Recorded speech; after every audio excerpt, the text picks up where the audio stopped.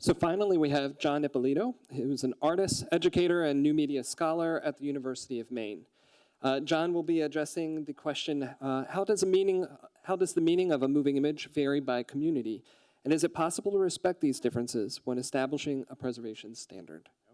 I'm going to broaden what Kim was talking about to talk about preserving differences in a connected world, a little more focus on Euro-American culture, creative culture of the 20th and 21st centuries. I'm going to be inspired in this talk by some themes from a recent book, Recollection, written with Rick Reinhardt, and a digital curation program, which is an all-online graduate certificate at the University of Maine where I teach. So when faced with the impending doom of our analog AV archives, it's tempting to hold out hope for a universal technical solution. As Kim said, people tend to focus on the wax cylinder, not so much what's on it. The latest solution du jour seems to be to digitize our collections and post them all to the cloud, where our bits are supposed to live in some kind of ethereal digital afterlife for eternity.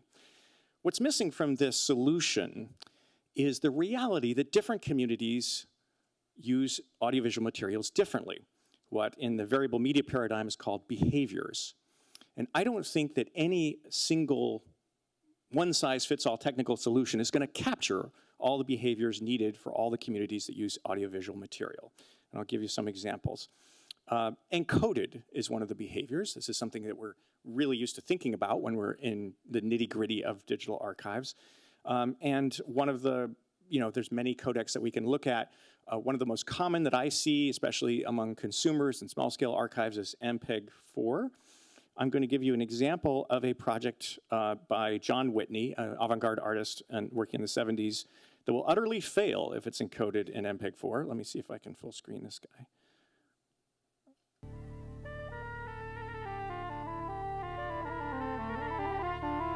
It's a little hard to see on the screen here, but this is a work of sort of abstract post-structuralist cinema based on these repeating vertical lines.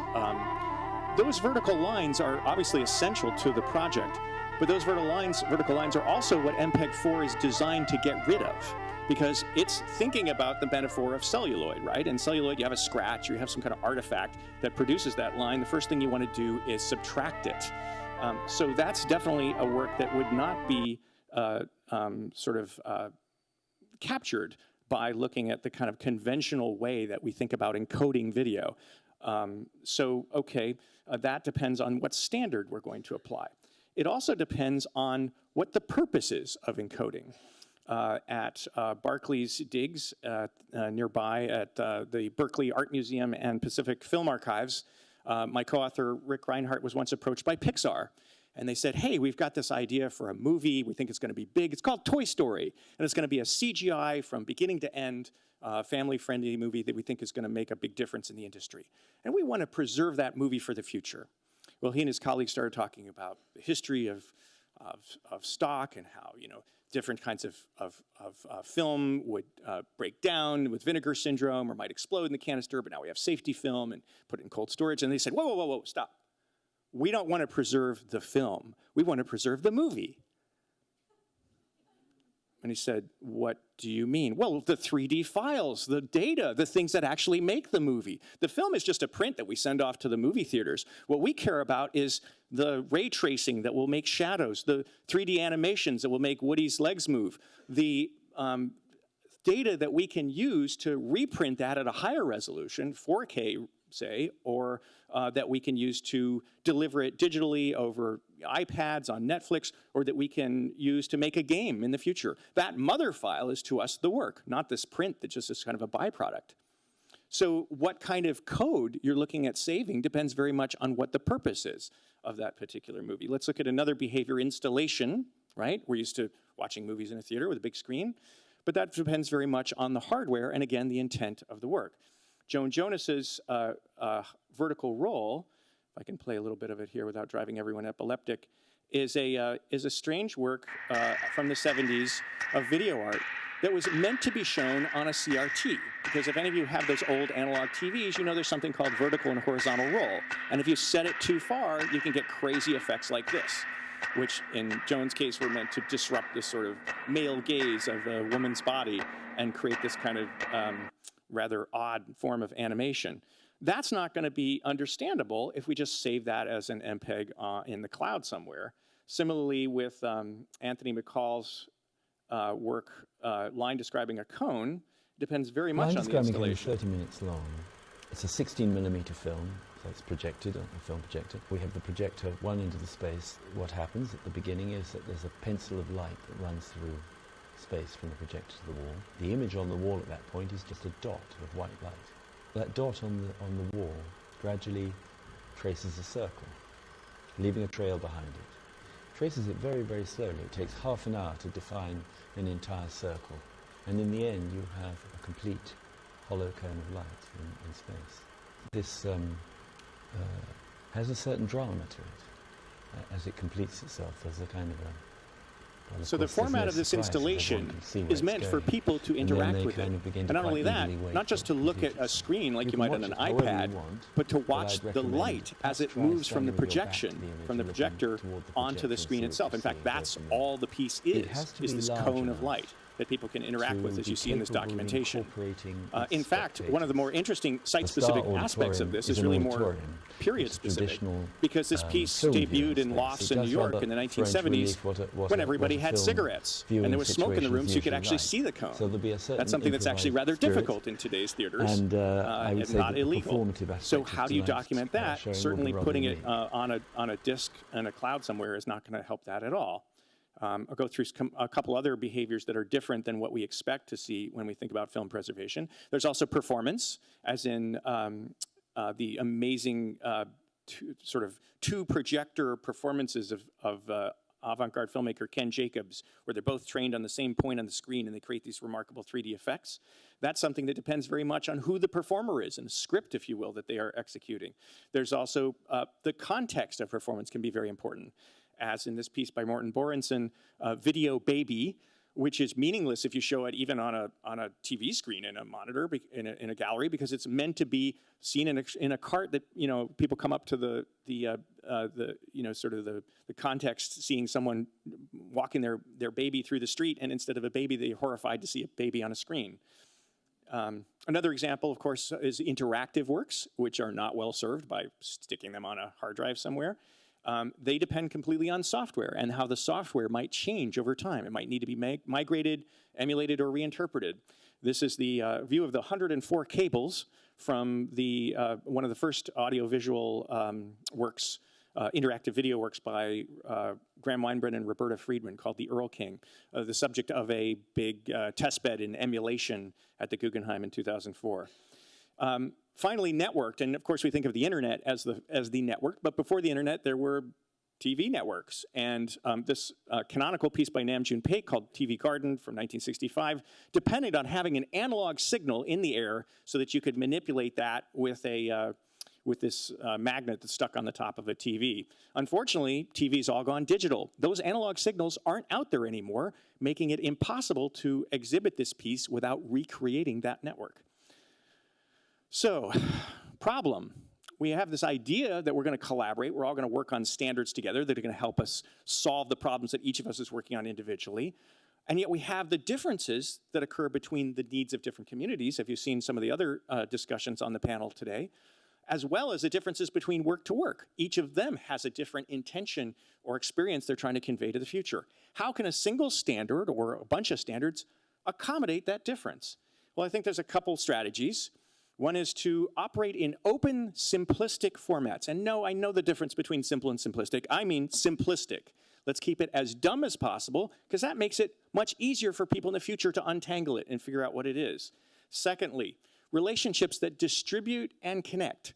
We're all parts of big organizations, most of us in this room. Many of us work for the government. That's the ultimate sort of centralization, the sort of centripetal force that brings everything together into a repository and sticks it in storage. And we think that's going to solve the problem. I don't. I think in order to accommodate communities of difference, we need to figure out a way to let them have their archives in place, distribute access to them, but connect the resources and the data. And finally, to think of failing as an opportunity right? So an opportunity to be creative when the original standard or original format breaks, an opportunity even to be beautiful in the way that we recreate or re-experience that work. Let's look at some quick examples before we finish up here. One is formats. You know, if you've been working in video, the number of codecs has proliferated wildly in the last 20 years. I can't keep up with them all. As in this, you know, and why do they proliferate? Well, I think it has a lot to do with this XKCD cartoon at the bottom. Starts out with situation, there are 14 competing standards. Then one person says, 14, ridiculous. We need to develop one universal standard that covers everyone's use cases. Yeah. And the last slide, of course, is situation. There are now 15 competing standards. What do we do instead of doing that? Well, we can do things like no standard, right? Codecs, bane around our neck. Yes, they make things efficient. Yes, they allow us to create smaller files of video and so forth. But guess what? You can do stuff with no codec at all and still have it play normal size 30 frame per second video, even in interactive works like the Earl King. So for example, MXF's JPEG 2000 or FFV1, Limousine, these are all examples of codecs that consist simply of a bunch of still pictures, one after another, each one a bitmap frame that's just like saving a JPEG or a bitmap. And then there's a little program that says, hey, start with the first frame and put it up there. Wait a 30th of a second, put the next frame. Do over. That's the codec, right? And when it comes to preserving that, you've stripped away all these layers of, you know, the interpolation and fancy lossy formats and so forth, and just given someone a bunch of images that line up in a row and make a movie. Won't work for everything, but it's a great preservation solution because it's open and it's simple. Simplistic, I would even say. Another example, relationships. Okay, how do we distribute and connect? Many of you may know this famous photo from the National Geographic cover circa 1985 of an Afghani girl found in Pakistan. The image was renowned for two reasons. One was arresting. Wow, this really sums up the plight of human suffering and the humanity at the basis of our lives in this difficult world.